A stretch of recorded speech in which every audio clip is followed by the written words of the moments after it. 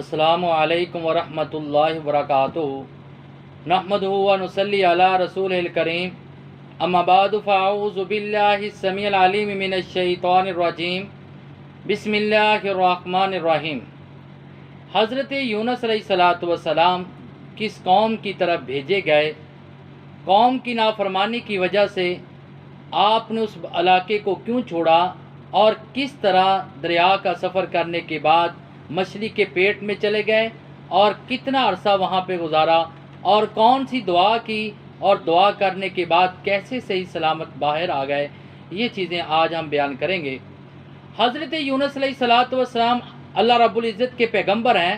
अल्लाह रब्बुल इज़्ज़त ने इनको कौम समूद अहले नैनवा की तरफ पैगंबर बनाकर भेजा।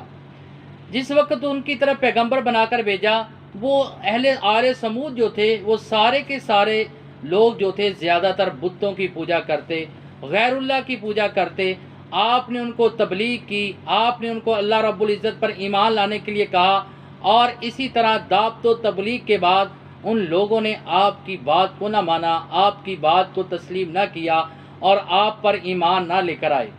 आपने लोगों को उनको डराया, अल्लाह के अजाब से डराया कि अल्लाह रब्बुल इज़्ज़त के अजाब से डर जाओ, उसकी पकड़ बड़ी सख्त है, कहीं ऐसा ना हो वो आपको पकड़ ले, आप पर अजाब नाज़िल हो जाए जैसे पहली कौमों पे अजाब नाज़िल हुए हैं। किसी को दंसा दिया गया, किसी पर पत्थरों का अजाब और किसी पर मेंढकों का अजाब, किसी पर खून का अजाब, किसी पर आग का अजाब, इस तरह के अजाब नाज़िल हुए हैं। कहीं ऐसा ना हो कि आप पर भी अल्लाह रब्बुल इज़्ज़त का अजाब नाज़िल हो जाए। लेकिन उस कौम ने हज़रत यूनुस अलैहिस्सलातु वस्सलाम की एक बात भी ना सुनी और हज़रत यूनुस अलैहिस्सलातु वस्सलाम पर ईमान ना लाए। फिर हज़रत यूनुस अलैहिस्सलातु वस्सलाम ने उनके लिए बद्दुआ की कि अल्लाह ये तो मेरी बात नहीं मानते, मेरी बात तस्लीम नहीं करते, और अहले नैनवा को छोड़कर, उस बस्ती को छोड़कर किसी और तरफ रुख किया और उन बस्ती वालों को बताया कि 3 दिन के अंदर अंदर आप पर अजाब आ जाएगा, आप पर अजाब का नज़ूल होगा। जिस वक़्त हज़रत यूनुस अलैहिस्सलातु वस्सलाम ये बात कहकर चले गए और बस्ती के लोग अहले नैनवा ने सोचा कि ये अल्लाह के सच्चे पैगंबर हैं, अल्लाह की तरफ से हैं और ये नेक बंदे हैं, इनकी बात कभी झूठी नहीं हो सकती, इनकी बात कभी गलत नहीं हो सकती। उनको इस बात का एहसास हुआ, वो सारे के सारे अपने लोगों को साथ लेकर, औरतों को, बच्चों को और जानवरों को लेकर मैदान में चले गए और मैदान में जाकर अपने रब से माफ़ी मांगते हैं, अपने रब से दुआ अजाब टालने की दुआ करते हैं। तो अल्लाह रब्बुल इज़्ज़त ने उनका अजाब टाल दिया और उनको बता दिया कि ता ज़िंदगी तक आपको मोहलत दी गई है और अब आपने ऐसे काम नहीं करने। उधर से हज़रत यूनुस अलैहिस्सलातु वस्सलाम चलते चलते दरिया फ़ुरात के किनारे पे पहुँचे।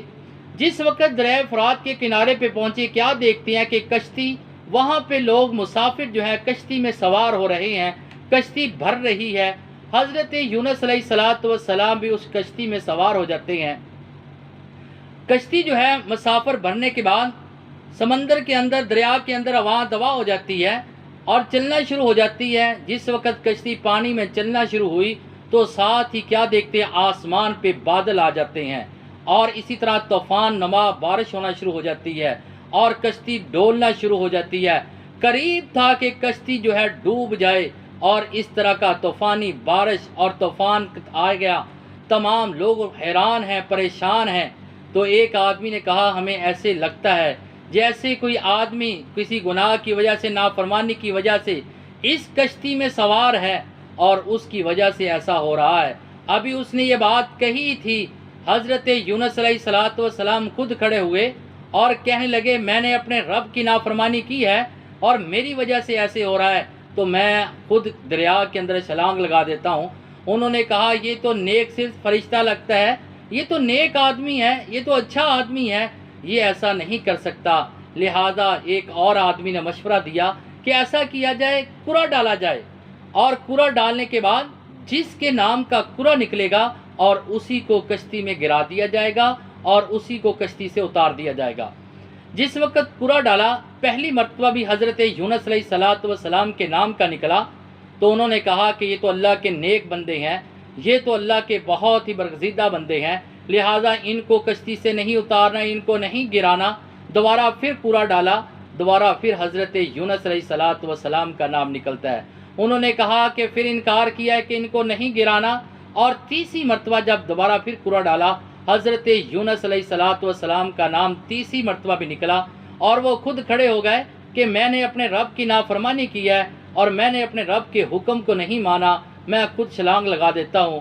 انہوں نے بڑا اصرار کیا کہ آپ تو نیک بندے، آپ کو نہیں لگانی چاہیے، آپ نہیں۔ آخر کار ملا بھی اور مسافر سارے راضی ہو گئے۔ حضرت یونس علیہ السلام کو کشتی میں گرا دیا گیا، اور اسی طرح جس وقت ان کو کشتی میں گرا دیا گیا اور ساتھ ہی ایک مچھلی آئی، اس نے حضرت یونس علیہ السلام کو اپنا لقمہ بنایا۔ اللہ رب العزت نے آسمان سے مچھلی کو حکم کر دیا، اس کو آپ نے غذا نہیں بنانا، اس کی ہڈیوں کو توڑنا نہیں ہے، اس کو نقصان نہیں ہونا چاہیے۔ اور اسی طرح یونس علیہ السلام کو اس نے اپنے پیٹ کے اندر قید خانہ بنا لیا۔ حضرت یونس علیہ السلام مچھلی کے پیٹ میں ہے، اور حضرت یونس علیہ السلام سوچ رہے ہیں، پہلے تو سوچتے ہیں کہ شاید میں مر چکا ہوں، اور اس کے بعد روایت میں آتا ہے حضرت یونس علیہ السلام نے اپنے پاؤں کو ہلا کر دیکھا کہ پاؤں ہل رہا ہے، تو یقین ہو گیا کہ میں مرا نہیں ہوں، میں کسی جگہ پہ قید ہو چکا ہوں۔ اور ادھر ہی بیٹھ اللہ رب العزت کا ذکر کرنا شروع کیا اور اللہ رب العزت کو یاد کرنا شروع کیا۔ جس وقت اس مچھلی کے پیٹ میں گہرائی میں گئے، کیا دیکھتے ہیں؟ سمندر کی گہرائی کا اندھیرا، مچھلی کے پیٹ کا اندھیرا، رات کی تاریکیوں کا اندھیرا، اور اپنے رب کو پکارتے ہیں، لا الہ الا انت سبحانک انی کنت من الظالمین۔ یہ دعا پڑھتے ہیں کہ اللہ تیرے علاوہ کوئی معبود نہیں ہے، اللہ تو پاک ہے، میں نے اپنی ذات پہ ظلم کیا ہے۔ یہ دعا کرتے ہیں تو رب ذوالجلال فرشتوں سے پوچھتے ہیں، اے میرے فرشتوں بتاؤ آپ کو کوئی آواز آ رہی ہے؟ کہا اللہ آواز تو آ رہی ہے، بڑی آہستہ بڑی سلو آواز ہے اور سنی سنی آواز ہے۔ تو رب ذوالجلال فرشتوں سے پوچھتے ہیں، کیا آپ نے اس آواز کو پہچانا نہیں؟ کہا ہم نے پہچانا نہیں۔ کہا یہ میرا پیغمبر حضرت یونس علیہ السلام یہ مچھلی کے پیٹ سے پکار رہی ہیں۔ پہلے تو مچھلی کے پیٹ کی گہرائی کا اندھیرا، اور اس کے بعد سمندر کی گہرائی کا اندھیرا، اور تیسرے نمبر پہ رات کی تاریکیوں کا اندھیرا، وہاں سے یہ میرا بندہ مجھے پکار رہا ہے۔ حضرت یونس علیہ السلام فرماتے ہیں کہ جس وقت میں گہرائی میں گیا، میں نے کیا دیکھا؟ اللہ کی تسبیحات سمندری جانور بھی کر رہے ہیں، اور اسی طرح تمام بیان کیے جا رہے ہیں۔ پتہ چلا کہ یہ تسبیحات ہو رہی ہیں، اللہ کا ذکر ہو رہا ہے، یہ سمندر کے جانور بھی تمام کر رہے ہیں۔ اسی طرح حضرت یونس علیہ السلام 40 دن مچھلی کے پیٹ میں رہے، اور 40 دنوں کے بعد اللہ رب العزت نے ان کی دعا کو قبول کیا، اور پھر مچھلی کو کہا کہ اس کو دریا کے کنارے پہ نکال دیا جائے۔ جس وقت حضرت یونس علیہ السلام کو مچھلی نے دریا کے کنارے پہ نکالا، وہاں پہ نہ کوئی سایہ ہے، نہ کوئی درخت ہے، اور کچھ بھی نہیں، دھوپ ہی دھوپ ہے۔ حضرت یونس علیہ السلام نے باہر آ کر کھلی ہوا کا سانس لیا اور اللہ کا شکر ادا کیا۔ تو رب ذوالجلال نے کہا، اے یونس اگر آپ میرا ذکر نہ کرتے، مجھ سے معافی نہ مانگتے، تو ہم کبھی بھی آپ کو نہ نکالتے۔ تو حضرت یونس علیہ السلام نے سانس لینے کے بعد دیکھا کہ وہاں پہ دھوپ ہے، سایہ بھی نہیں ہے۔ روایات میں آتا ہے کہ ایک بیل والا درخت پیدا ہوا اور اس کا سایہ ہوا۔ حضرت یونس علیہ السلام اس سائے کے نیچے بیٹھ جاتے ہیں، درخت کے نیچے بیٹھ جاتے ہیں، اللہ کا ذکر شروع کر دیتے ہیں۔ بھوک لگی ہے، دوسری روایت میں آتا ہے کہ ہرنی آتی ہے، حضرت یونس علیہ السلام کو دودھ پلا دیتی ہے۔ اسی طرح وہ ہرنی حضرت یونس علیہ السلام کو دودھ پلاتی ہے۔ اب پیچھے سے حضرت یونس علیہ السلام کی قوم جو ہے حضرت یونس علیہ السلام کو بڑا یاد کرتی ہے، اور ان کی جدائی پہ بڑا افسوس کرتی ہے کہ بڑے اللہ کے نیک بندے تھے، اللہ کے سچے پیغمبر تھے، اگر وہ دوبارہ ہمارے میں پلٹ آئیں، دوبارہ آ جائیں، ہم ان کی بات تسلیم کریں، ہم ان پر ایمان لے کر آئیں، ہم کبھی بھی ان کی بات کا انکار نہ کریں۔ اور بہت زیادہ حضرت یونس علیہ السلام کے دوبارہ آنے کا وہ بہت زیادہ اصرار کر رہے ہیں، بہت بار بار اس بات کو کہہ رہے ہیں۔ اللہ رب العزت نے حضرت یونس علیہ السلام کو وحی کی کہ ایسے کرو، جلدی کے ساتھ دوبارہ اپنی قوم کی طرف چلے جاؤ، اور جا کر ان کو میری دین کی تبلیغ کرو، ان کو واعظ و نصیحت کرو۔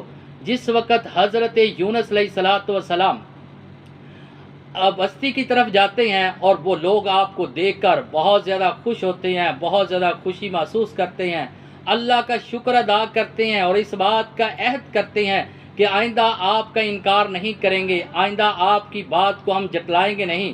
اور کوئی بھی پیغمبر ایسا نہیں ہے جس پیغمبر کی امت نے اور ساری کی ساری امت نے، ساری کی ساری بستی نے اپنے پیغمبر پر ایمان لے کر آئی ہو، سوائے حضرت یونس علیہ السلام۔ حضرت یونس علیہ السلام پر پوری بستی اہل نینوا ساری کی ساری حضرت یونس علیہ السلام پر ایمان لے کر آئی۔ اس کے بعد حضرت یونس علیہ السلام نے ان کو واعظ و نصیحت کرنا شروع کی کہ کبھی بھی ظلم نہیں کرنا، بھوکوں کو کھانا کھلانا ہے، یتیموں مسکینوں کو لباس پہنانا ہے، ہمدردی پیدا کرنی ہے، صلہ رحمی پیدا کرنی ہے، اور اسی طرح ظلم اور زیادتی کو ختم کرنا ہے۔ یہ ساری کی ساری حضرت یونس علیہ السلام اپنی قوم کو نصیحتیں کرتے ہیں۔ اللہ رب العزت قرآن میں فرماتا ہے کہ جب کوئی آدمی پریشانی میں مجھے یاد کرتا ہے، مصیبت میں مجھے یاد کرتا ہے، تکلیف میں مجھے یاد کرتا ہے، میں اپنے بندے کی مصیبت، تکلیف اور پریشانی کو ختم کرتا ہوں، دور کرتا ہوں۔ لہذا یاد رکھ لیں، تکلیف میں، مصیبت میں جب بھی پکارنا ہے صرف اللہ کی ذات کو پکارنا ہے۔ اللہ کے علاوہ کوئی مشکل کشا نہیں ہے، اللہ کے علاوہ کوئی حاجت روا نہیں ہے۔ اگر کوئی مشکل کشا اور تکلیفوں، مصیبتوں، اذیتوں کو دور کرنے والی ذات ہے وہ صرف اللہ کی ذات ہے۔ لہٰذا ہمیں بھی مصیبت آئے، تکلیف آئے، اذیت آئے، جیسے پیغمبروں نے، تمام پیغمبروں نے رب ذوالجلال کو پکارا، نبی علیہ السلام نے غزوہ بدر میں اپنے رب کو پکارا، یونس علیہ السلام نے مچھلی کے پیٹ میں اپنے رب کو پکارا، تو ہمیں بھی اسی طرح پکارنا چاہیے۔ اور اسی طرح تکلیف مصیبت کے وقت نبی علیہ السلام نے ترغیب دلوائی ہے کہ دعائے یونس پڑھنی چاہیے، جو یونس علیہ السلام نے مچھلی کے پیٹ میں پڑھی تھی، لا الہ الا انت سبحانک انی کنت من الظالمین۔ لہذا مصیبت ہو آپ پر، پریشانی ہے، یہ دعا کو کثرت سے پڑھیں، اس دعا کا ذکر کریں، اس دعا کا ورد کریں۔ اللہ رب العزت آپ کی مصیبت کو بھی ختم کر دے گا، آپ کی تکلیف کو بھی ختم کر دے گا، آپ کی پریشانی کو بھی ختم کر دے گا اور آپ کے دلوں کو سکون پہنچا دے گا۔ لہذا نبی علیہ السلام نے اس دعا کی ترغیب دلائی ہے، ہمیں بھی چاہیے کہ ہم اس دعا کو پڑھیں۔ اللہ سے دعا کہ اللہ تعالی ہمارے تمام گناہوں کو معاف فرمائے۔ وما علینا الا البلاغ المبین۔